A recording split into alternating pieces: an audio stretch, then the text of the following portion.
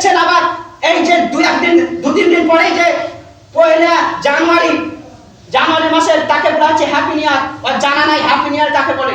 জানা আছে জানুয়ারি মাসের নাম কেন? একটু বলি, মনে রাখবেন, জানুয়ারি মাসের নামকরণ করা হয়েছে রোমান সম্রাট একজন ছিল জুলিয়াস সিজার। ওই জুলিয়াস সিজার এর সমসাময়িক তার নেতৃবর্গরা একটা দেবতার মূর্তি তারা তৈরি করেছিল, তার নাম হচ্ছে জানুস। এই জানুস নামক দেবতা, তাদের দেবতার নাম অনুসারে এই মাসের নাম হচ্ছে জানুয়ারি।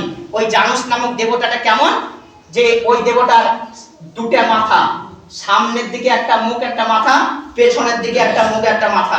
তো সামনের দিকে যখন তারা জানুয়ারি মাসের মানে প্রথম দিন আসে, তখন তারা ওই দেবতার কাছে, তাদের দেবতার কাছে চলে যায়। দেবতার কাছে গিয়ে বলে, ওরে আমার দেবতা, সামনের যে দিনগুলো আসবে এই নতুন বছরে, এই সামনের দিনের নতুন বছরের দিনগুলা যেন আমার কাছে মঙ্গলময় করো তুমি।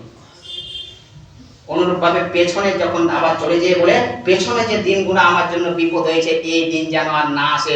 এইভাবে তারা তার কাছে তারা পূজা করে এবং তার কাছে চায়। আর মানে ওই দেবতাকে তারা পূজা পার্বণের ব্যস্ত থাকে, পুরো দিনটা তারা রং তামাশায় কাটায়। এইভাবে তারা উদযাপন করে।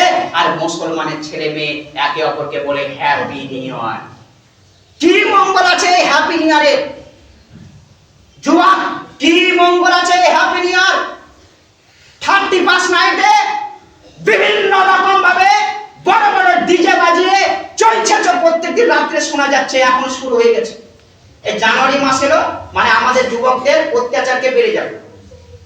মাঠের মধ্যে ফিস্টি, তারপরে মদ পান করা, গান বাজনা করা, একদম সম্পূর্ণ শরীয়ত বিরোধী কাজে তারা নিজেকে লিপ্ত থাকে। কে ঠেকাবে? আসল কথা, শিক্ষা যদি না থাকে তো এইরকমই হবে।